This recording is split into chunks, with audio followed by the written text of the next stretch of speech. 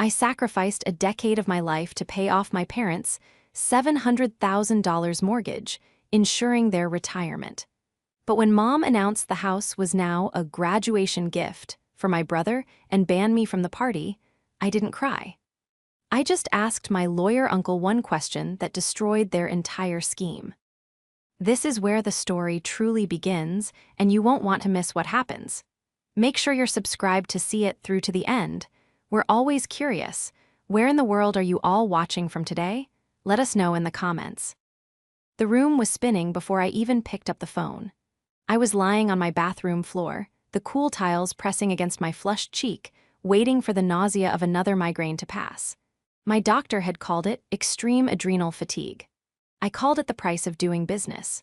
For the last 5 years, I had worked 80-hour weeks as a high-stakes forensic accountant, hunting down hidden assets for divorce settlements and corporate fraud cases. I had ruined my health to secure my family's future. When my phone buzzed on the bath mat, the screen flashing Mom, I hesitated. My head was throbbing with a pulse that felt like a hammer hitting an anvil, but I answered. I always answered. "Amelia, are you there?" Patricia's voice was shrill, vibrating with an excitement I hadn't heard in years. "I'm here, Mom," I whispered, squeezing my eyes shut against the harsh overhead light. "Just feeling a bit under the weather. The doctor said I need rest." "Oh, stop being so dramatic, Amelia. You're always tired." She dismissed me instantly, her tone shifting from annoyance back to that manic joy. "Anyway, listen, we have the most incredible news. Harvey is coming home this weekend for the graduation party, and your father and I have finally decided on his present." I shifted, trying to sit up, fighting the wave of dizziness. "That's nice, Mom. A watch, a trip." There was a pause on the line, a heavy, pregnant silence that made the hair on my arms stand up. "Better, we're giving him the house." I froze. The migraine vanished for a split second, replaced by a cold, hollow shock. "I'm sorry, the connection must be bad. It sounded like you said you're giving him the house." "We are," she squealed. "The mortgage is gone, thanks to that lovely contribution you made last year, so the house is free and clear. It's a clean asset. Harvey needs a head start. He's going to be a big businessman, Amelia. He can't be renting. So we're signing the deed over to him on Sunday at the party. It's his legacy." My breath hitched. "Mom, that wasn't a contribution. I paid off $700,000. That is every cent I have earned since I was 22. We agreed that was my equity for your retirement." "Don't be selfish," Patricia snapped, her voice hardening instantly. "You have your career, you have your little apartment in the city. Harvey has nothing. He's the baby. He needs this foundation. Besides, it's family money. It stays in the family." Before I could respond, I heard a scuffling noise, and then Harvey's voice came on the line. Smooth, arrogant, and utterly devoid of gratitude. "Hey, sis," he drawled. "Look, Mom told me you might get weird about this.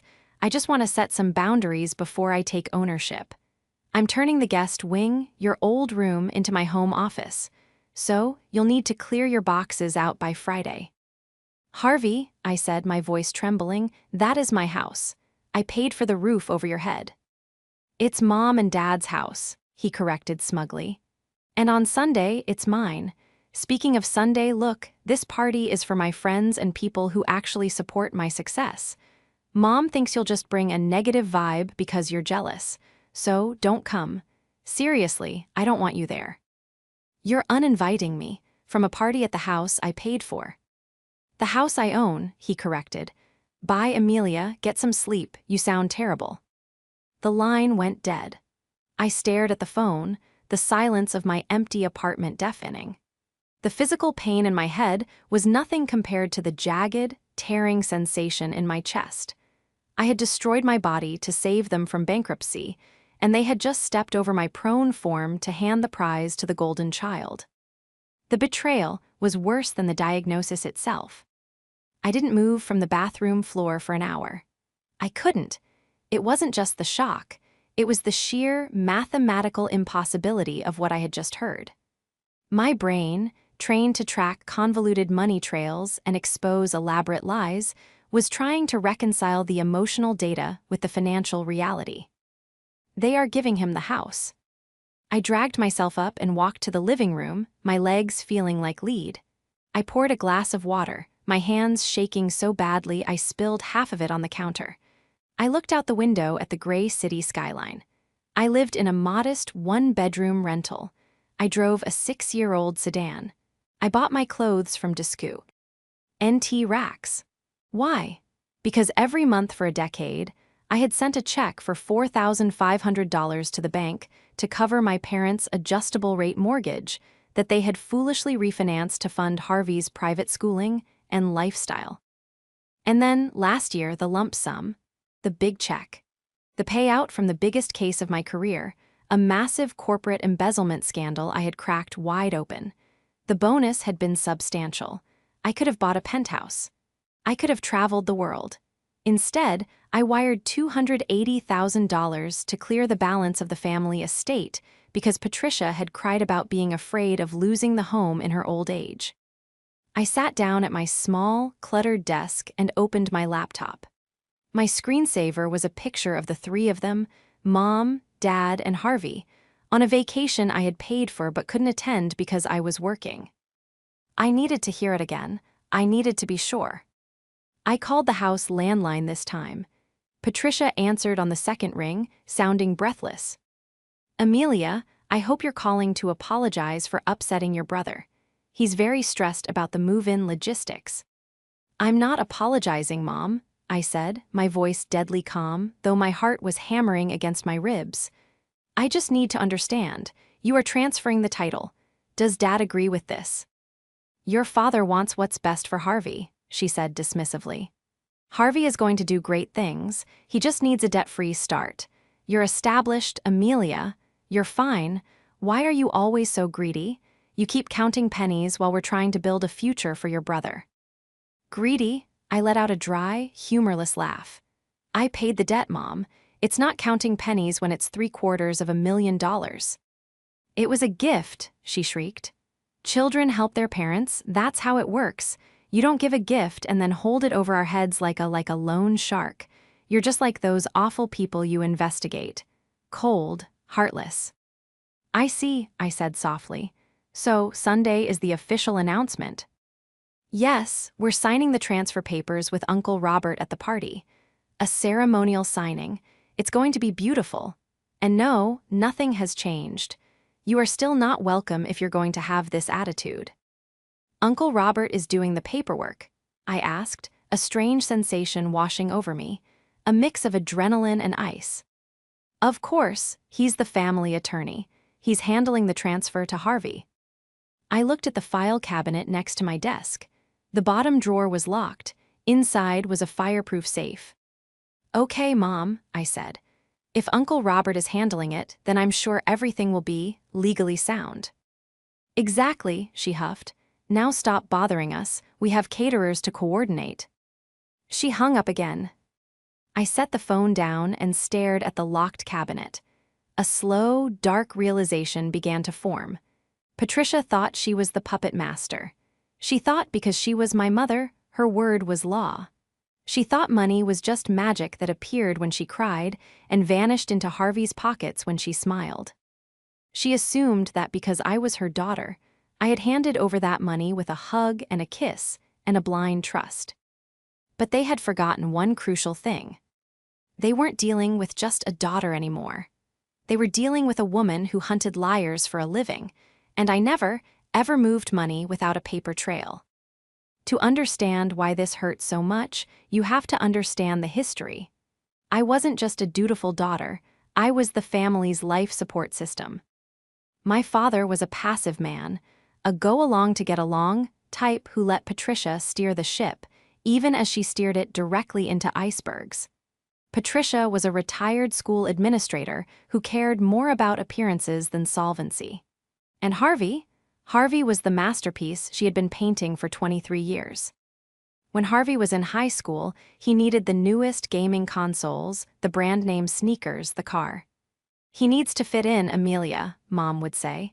You understand, don't you? You're so smart you can get a scholarship. Harvey needs help. So I worked. I worked through high school. I worked 3 jobs in college. I ate instant noodles while Harvey posted pictures of bottle service at clubs on my parents' credit card. When I graduated and landed my junior auditor role, I didn't buy a car. I took over their mortgage payments because the bank was threatening foreclosure. I remembered the night I told them I would pay it. Patricia had cried, hugging me, telling me I was the savior of this family. She had promised that the house was our legacy, that it would always be my home too. That memory soured in my mouth as I thought about Harvey now. I decided to do a little reconnaissance. I couldn't go to the house, but I could see what was happening. I logged onto social media, using a burner account I kept for investigations, and pulled up Harvey's profile. He had already posted a story. It was a video of him walking through my parents' living room, the living room with the hardwood floors I had paid to refinish. He was wearing a suit that probably cost more than my first car, a glass of scotch in his hand. "Big things coming, guys," he said to the camera, winking. "Official homeowner status unlocking this Sunday. The manor is secured. Time to gut this old kitchen and make a real bachelor pad. Watch this space." He panned the camera to the kitchen, where Patricia was visible in the background, beaming at him with adoration. She looked younger, lighter. The burden of debt was gone, lifted from her shoulders by my sweat and blood, and she was using that new energy to worship him. Then the camera swung to the dining table. There were blueprints laid out. I zoomed in on the freeze frame. They weren't just cosmetic changes. He was planning to knock down the wall to the guest wing, my room. The room where I had studied for the CPA exam until my eyes bled. He was going to erase me completely. And the caption on the video read, "Self-made, grindset new money." Self-made, I whispered to the empty air of my apartment. The audacity was breathtaking. It was a level of delusion that bordered on pathology. But the real villain wasn't Harvey. He was just a spoiled child playing dress-up. The real villain was Patricia. She knew exactly what she was doing. She knew the exact dollar figure of my sacrifice. She simply didn't care. To her, I was a resource to be mined, and Harvey was the jewel to be polished. I looked at the calendar. It was Thursday. The party was Sunday. I needed to talk to Uncle Robert. Patricia said he was handling the paperwork. Uncle Robert was my father's brother, a man who had always been kind to me, though quiet.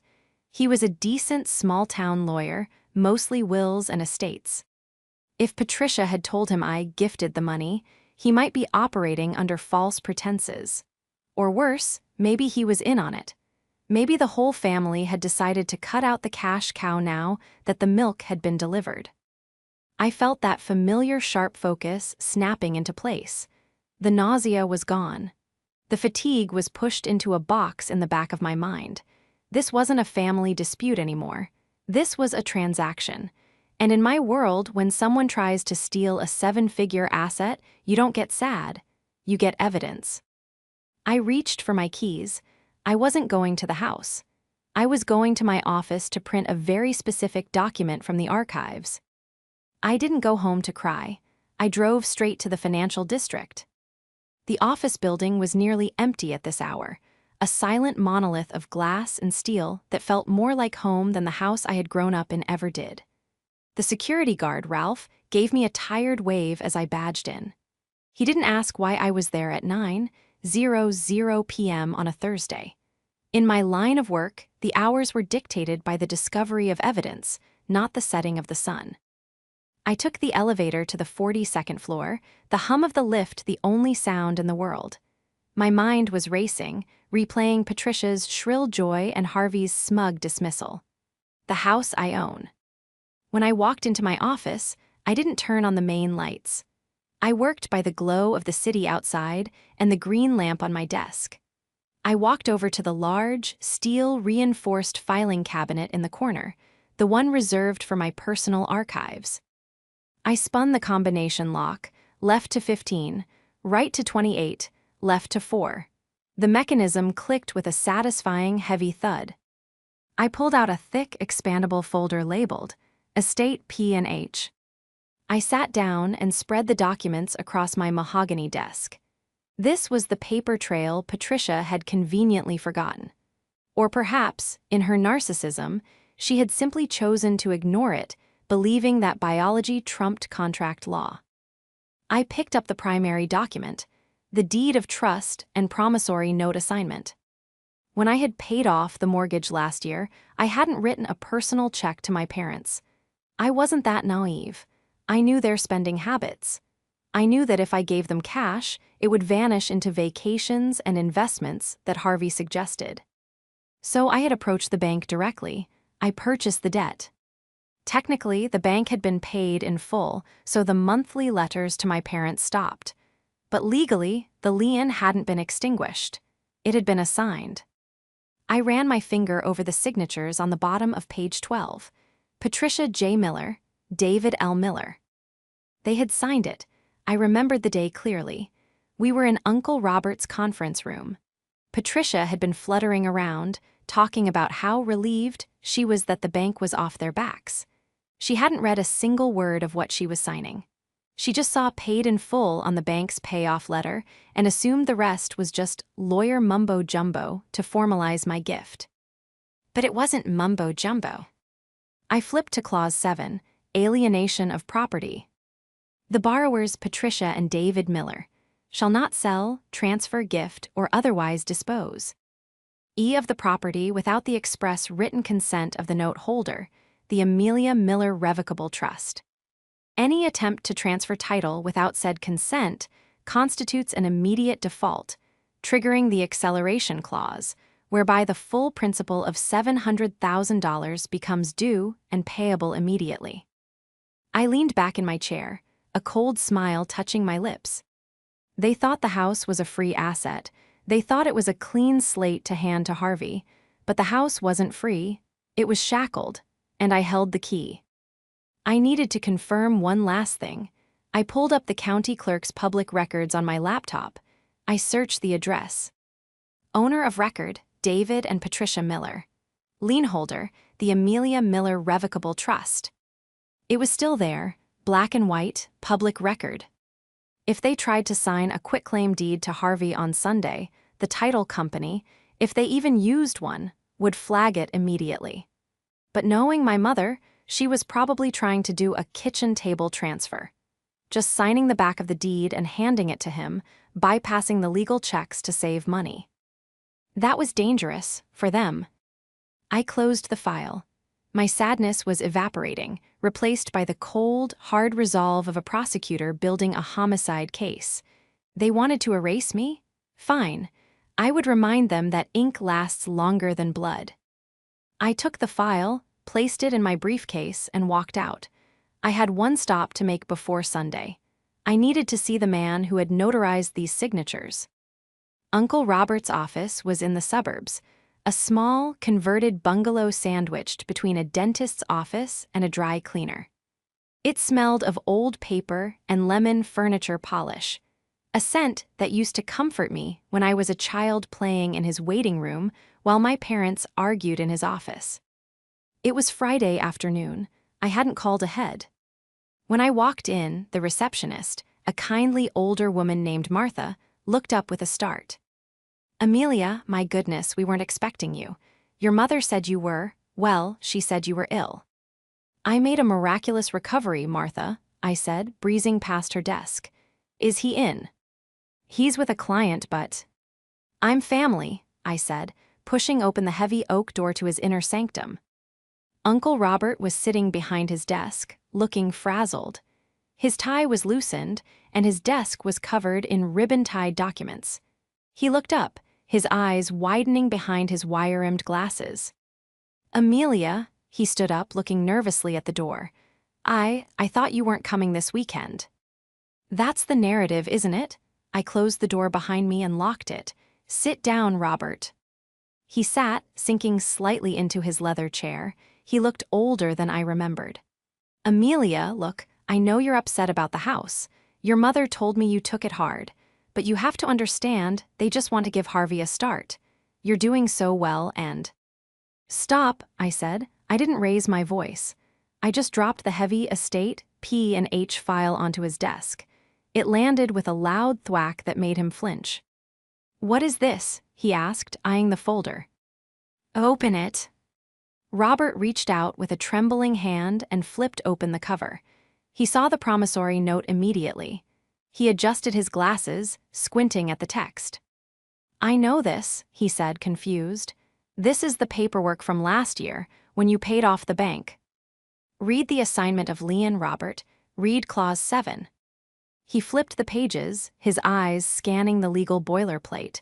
I watched his face.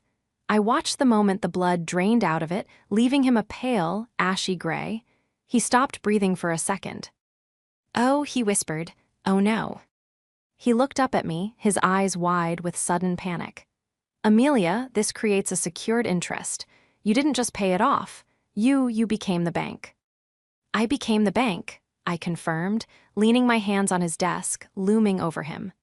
"And you notarized it. You explained it to them, didn't you, Robert? You told them that the debt was moving from Wells Fargo to the trust." I did," he stammered, wiping sweat from his forehead. But Patricia, she was so focused on the monthly payments stopping. She kept saying, "It's all in the family, it's just paper."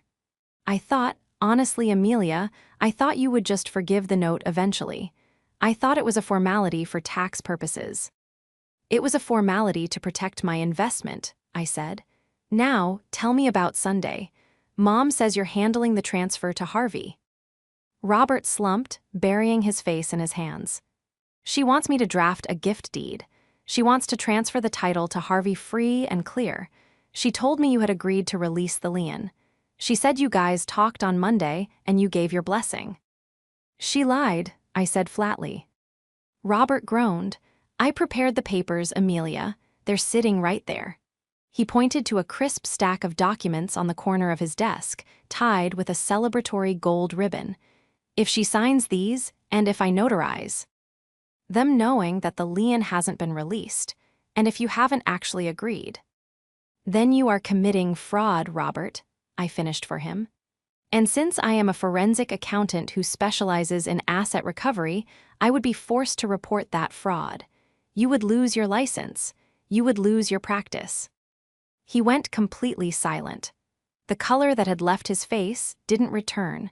He looked like a man who had just realized he was standing on a landmine. I can't do the transfer," he whispered. "I have to call her. I have to tell her we can't do it." He reached for the phone. "No," I said, placing my hand over his. He looked up, confused. "What? Amelia, if I don't warn her, she's going to announce it to everyone. She's invited 50 people. The neighbors, the club members, Harvey's friends." "Exactly," I said. "She wants a show. She wants a big, grand gesture where she plays the benevolent queen and crowns her prince. If you call her now, she'll just spin it. She'll lie to the guests. She'll say I'm blocking it out of spite. She'll make me the villain in private." I picked up the gold-ribbon documents, the fraudulent gift deed, and held them up. "You are going to go to that party, Robert. You are going to bring these papers. And when the moment comes to sign, you are going to ask me if I have any objections." "But you're not invited," he said weakly. "Oh, I'll be there," I said, a dark promise in my voice. "I own the place, remember? I don't need an invitation to inspect my own property." "Amelia, please," Robert begged, his voice cracking. "This is going to destroy them. If you do this in front of everyone, Harvey will be humiliated. Patricia will never forgive you." "They tried to steal $750,000 from me, Robert," I said, turning to leave. "And they tried to erase me from my own family. I'm not looking for forgiveness. I'm looking for a return on my investment." Saturday was an exercise in psychological warfare. I stayed in my apartment, but I was everywhere. I had alerts set up on my phone for any digital movement from Harvey or my mother. At 10:00 a.m., a notification popped up from a local marketplace app. Listing vintage mahogany executive desk, solid wood, great condition, $50, must go today. I clicked the image. It was my desk. The desk I had bought with my first paycheck as a junior auditor. The desk I had left in my room, the guest wing, because it was too heavy to move to my apartment immediately. Harvey was selling it for $50. I zoomed in on the photo.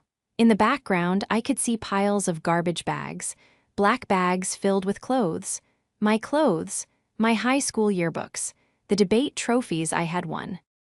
He wasn't just moving in, he was purging. He was scrubbing the house of any evidence that I had ever lived there. I felt a surge of rage so hot it almost blinded me, but I forced it down. I needed that anger cold. I needed it sharp. I had a friend, reckless but loyal, named Jason, who lived near my parents. I texted him the link. "Me, buy this, don't negotiate, go pick it up now, tell me what you see." An hour later, Jason sent me a photo. The desk was in the back of his truck. Jason got it. Dude selling it is a piece of work. He was laughing, said he was clearing out junk to make room for his empire. Also, there's a massive tent being set up in the backyard. Looks expensive. Caterers are already there. Me, did he say anything else?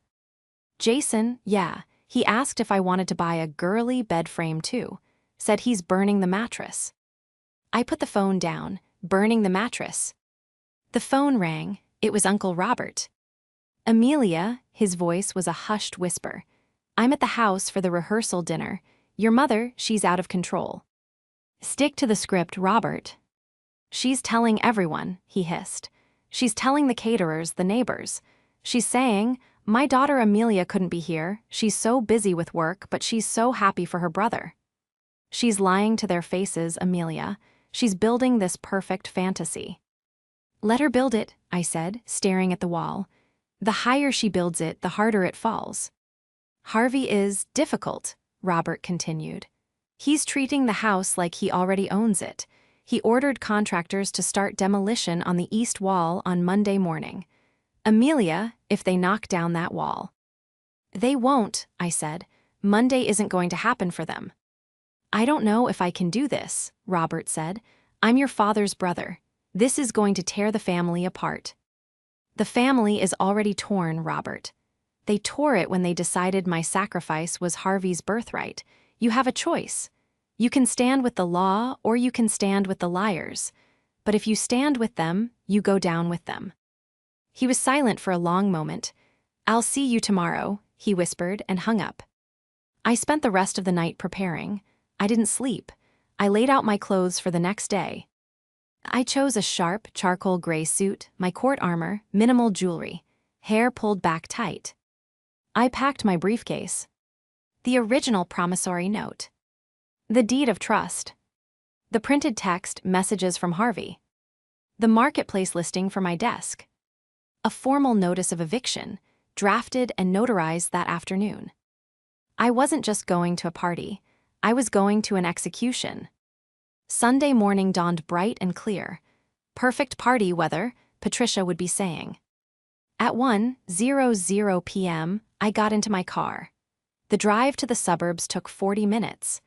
As I turned onto the familiar street, lined with oak trees and manicured lawns, my heart rate remained steady. I saw the house, my house. It looked beautiful. Balloons in silver and gold, Harvey's university colors were tied to the mailbox. Cars lined the street. I could hear music, a tasteful jazz band playing in the backyard. I parked directly in front of the driveway, blocking in a catering van. A valet attendant rushed over. "Miss, you can't park here. This is a private eve." I stepped out of the car, slamming the door. I adjusted my blazer, picked up my briefcase, and looked him in the eye. "I'm not a guest," I said, walking past him toward the front door. "I'm the landlord." I walked through the front door of the house I had paid for, and the first thing that hit me was the smell. It wasn't the scent of home, old books, and vanilla candles that I remembered. It was the smell of expensive, catered food, truffle oil, roasting meat, and the cloying sweetness of fresh lilies. The hallway was crowded with people I vaguely recognized. Neighbors from down the street, a few of my parents, church friends, and a swarm of young people in suits and cocktail dresses, Harvey's network. They were laughing, holding flutes of champagne, oblivious to the fact that they were standing in a war zone. I moved through them like a ghost. No one stopped me.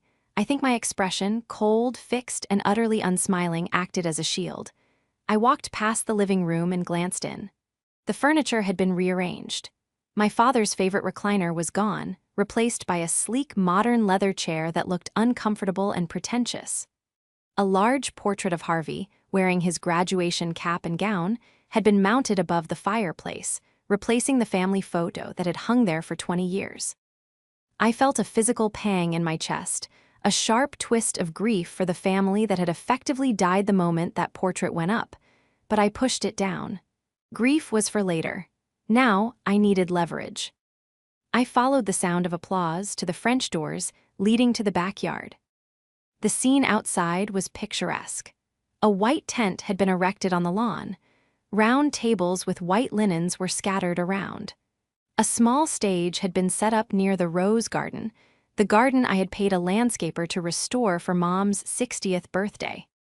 On the stage stood Patricia, Harvey, and my father. Dad looked uncomfortable, shifting his weight from foot to foot, clutching a glass of water. Harvey looked triumphant, his chest puffed out, basking in the attention. Patricia was holding a microphone, her face flushed with the intoxication of being the center of attention. Uncle Robert was standing to the side of the stage, near a small podium holding the ribbon-tied documents. He looked like a man facing a firing squad. He was sweating profusely, wiping his forehead with a handkerchief, his eyes darting around the crowd. I stepped out onto the patio, staying in the shadows of the awning for a moment. I wanted to hear the speech. "And we just couldn't be prouder," Patricia was saying, her voice amplified by the speakers. "Harvey has worked so hard to get his degree. He has such a brilliant mind for business. And David and I realized that the greatest gift we could give him wasn't just a pat on the back, it was a foundation, a legacy." The crowd murmured appreciatively.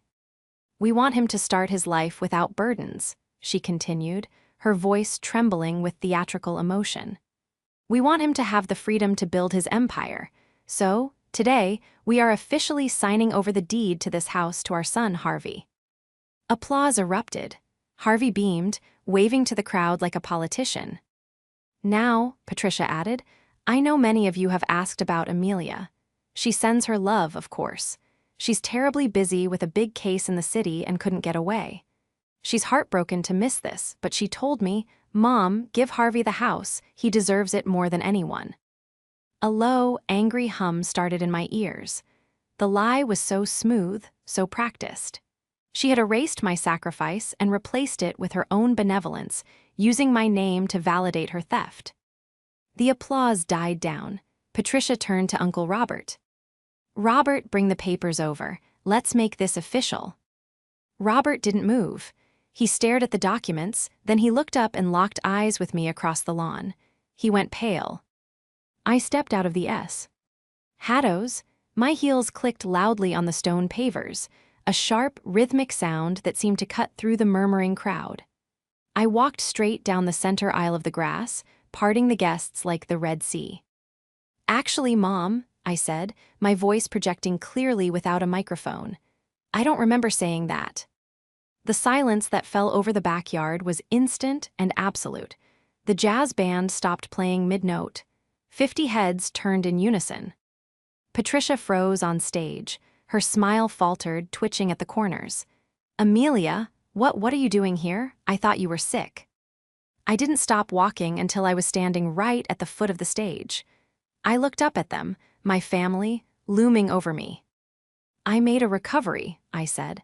"And I decided I couldn't miss such a historic moment. You were just telling everyone how I gifted the house to Harvey. Please, continue. I'd love to hear the rest of that fairy tale." Harvey stepped forward, grabbing the microphone from our mother. His face was twisting into a sneer. "Jesus, Amelia, can you not make everything about you for once? You're not invited. Security is their security." "There is no security, Harvey," I said calmly.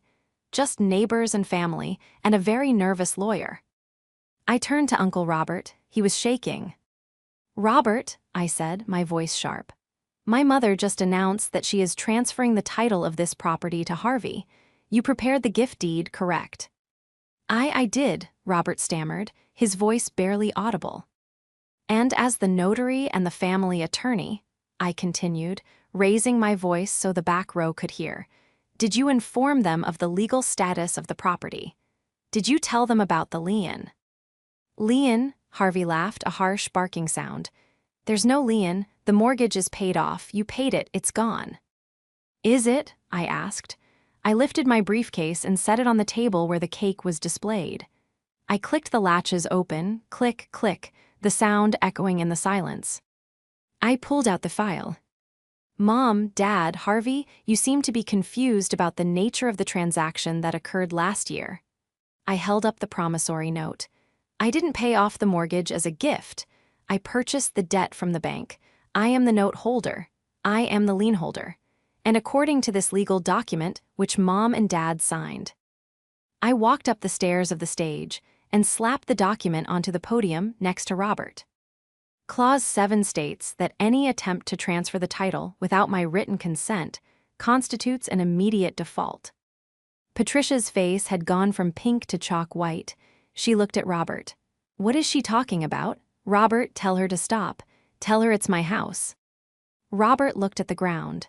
She's right, Patricia. The trust holds the mortgage. You can't give the house to Harvey. You don't own it free and clear. Amelia does. A gasp rippled through the crowd. I saw Mrs. Higgins, the next-door neighbor, cover her mouth with her hand. That's a lie, Harvey shouted. He looked like a child whose toy had been snatched away. She's lying. She's just jealous. Mom, sign the papers, just sign them. If she signs those papers, I said, turning to face the crowd, she commits fraud. And the moment that pen lifts from the paper, I will initiate foreclosure proceedings. The acceleration clause will trigger, and the full balance of $700,000 will be due by close of business tomorrow. I looked at my father. He had sunk into a chair, his head in his hands. He knew. Deep down, he had always known I wouldn't just throw money away. You wouldn't, Patricia whispered. She wasn't performing anymore. She was terrified. We're your parents, you wouldn't foreclose on us. I wouldn't foreclose on my parents, I agreed. But I will absolutely foreclose on a pair of tenants who try to steal my asset to give it to a squatter. I turned to Harvey, and you. I pulled the second document from my briefcase, the eviction notice. You mentioned you were turning the guest wing into an office. I saw the listing for my desk. You sold my property. It was junk, Harvey spat. I'm improving the place. You are damaging the collateral, I corrected. And since you are not on the lease, and you are certainly not the owner, you are trespassing. I handed the notice to him. He didn't take it, so I let it drop to the floor at his feet. You have 24 hours to vacate the premises, I said. If you are still here tomorrow at noon, I will have the sheriff remove you. And since I'm feeling generous, I won't press charges for the theft of my furniture. Yet. You be *TCH, Harvey screamed. He lunged toward me, his fist raised. The crowd screamed. My father jumped up and grabbed Harvey's arm, holding him back. Stop it, Dad yelled, finding his voice for the first time in decades. Harvey, stop, it's over. Harvey struggled, his face purple with rage. It's my house, she stole it, she's ruining my life. I didn't ruin your life, Harvey, I said, my voice dropping to a deadly whisper that only they could hear. I paid for it, for 10 years, and today I stopped paying. I turned to the guests. They were staring at us with a mixture of horror and fascination. This was the gossip of the century. Patricia's reputation as the perfect matriarch was disintegrating in real time. I apologize for the interruption, I said to the crowd. Please enjoy the champagne. I paid for that too. I walked off the stage. I didn't look back. I could hear Patricia sobbing, a high, keening wail that sounded less like heartbreak and more like the screech of a losing gambler. The fallout was swift and brutal. I didn't stay for the rest of the party, obviously. I went to a diner a few miles away, ordered a black coffee, and waited. My phone blew up with texts and calls from extended family members, some calling me a monster, others, the ones who had always secretly disliked Patricia's snobbery, sending quiet messages of support. Uncle Robert met me there an hour later. He looked 10 years older. He sat down in the booth opposite me and ordered a whiskey neat. "They cleared out," he said. "The party ended about 5 minutes after you left. Harvey tried to keep the music going, but people were just fleeing. It was excruciating." "Did they sign the deed?" I asked. "No," Robert shook his head. "Patricia tried. She actually picked up the pen, but David took it out of her hand. He told her if she signed it, he'd divorce her." I raised an eyebrow. Dad grew a spine. That's a plot twist I didn't see coming. "He's humiliated, Amelia. He knew about the arrangement with the trust, but he let Patricia bully him into thinking you wouldn't enforce it. When you walked out there, I think he finally saw Harvey for what he is. A parasite." "And Harvey?" "He's gone," Robert said. "He smashed a few vases, screamed that we were all toxic, and drove off. I think he's staying with a friend." "Good," I said. "Make sure the locks are changed tomorrow." The next few weeks were a legal and emotional grind, but I didn't waver. I couldn't. I enforced the terms of the trust. I didn't kick my parents out, but I restructured their reality. We sat down, me, them, and 2 lawyers, and drafted a formal lease agreement. They were allowed to live in the house as life tenants, provided they paid the property taxes, insurance, and utilities.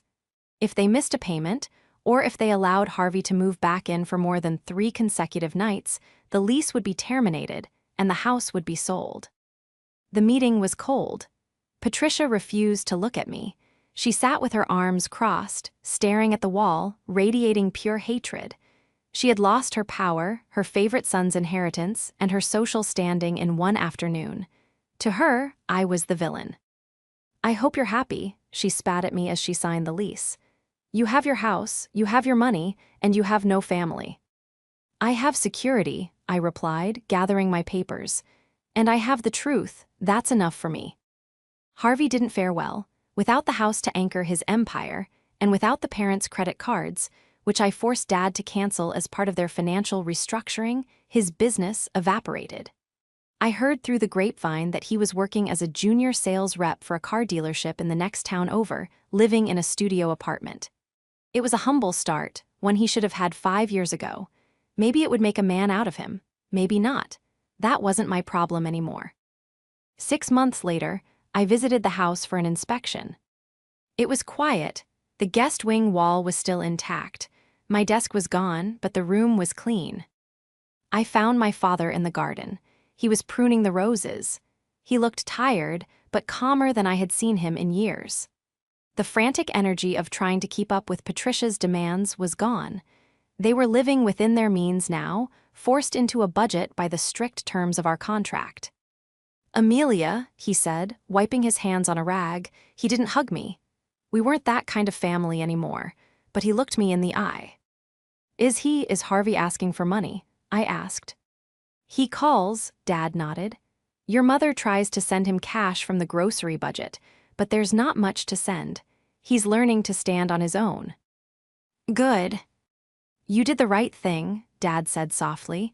It was the first time he had acknowledged it. "It was cruel, what we tried to do. I'm sorry I let it happen." "Thank you, Dad," I said. It wasn't a full reconciliation. The scars were too deep. I would never trust them with my heart again. But I could trust them with a contract. And in a world of shifting loyalties, a signed document was a kind of peace. I drove back to the city that evening as the sun was setting. I thought about the graduation party. I thought about the look on Harvey's face when the eviction notice hit his shoes. It had been a nightmare. For them, yes. But as I watched the skyline approach, glittering with lights, I realized I had woken up from my own nightmare. I was no longer the bank. I was no longer the martyr. I was just Amelia. And for the first time in my life, I was free.